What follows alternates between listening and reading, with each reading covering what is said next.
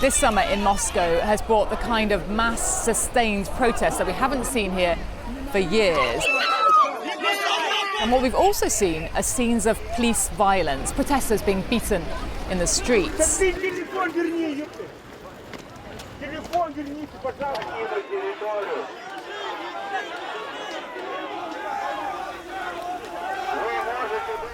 I think a lot of this really is about those elections. A whole group of opposition candidates were blocked from registering to run. Now, they were angry, but the people who'd signed to support them were angry too. They felt that they were being ignored, overlooked, treated like they didn't matter.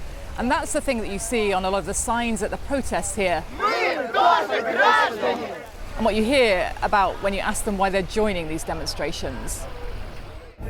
It's crisis, political crisis, because we are peaceful, without weapon, without aggression, but many people 1 week ago was beaten in the street. I think those protests might have faded away, though. They have in the past, and that could have happened again if it hadn't been for the very heavy-handed way that these protests were dealt with.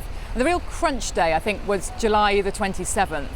That's when police essentially beat peaceful protesters with their batons. Very shocking scenes that were captured on cameras and mobile phones and spread like wildfire on social media. And that has been fueling these protests even further.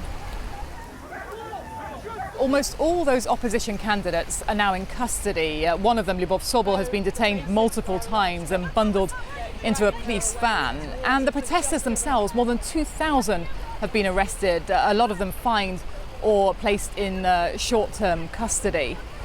And now there's a whole new stage to it. There is a criminal prosecution that's been opened. More than a dozen of the protesters facing up to 8 years in jail. Now that's for what the authorities have now designated a riot, although almost all the violence in these protests has come from the police.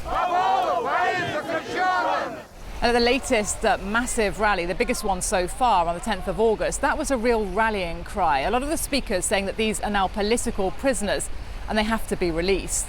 And there's another new twist now with a lot of celebrities, including rappers and musicians with huge followings amongst young Russians who are joining the protest movement.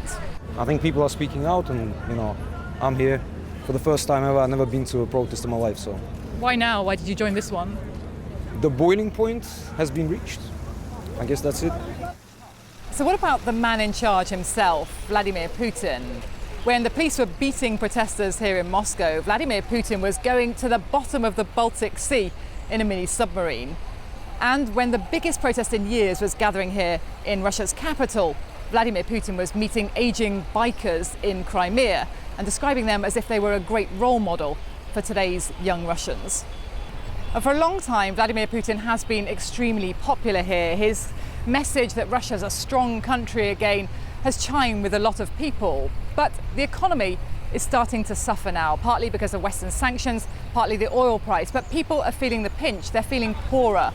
And Mr. Putin's support rating has begun to slide.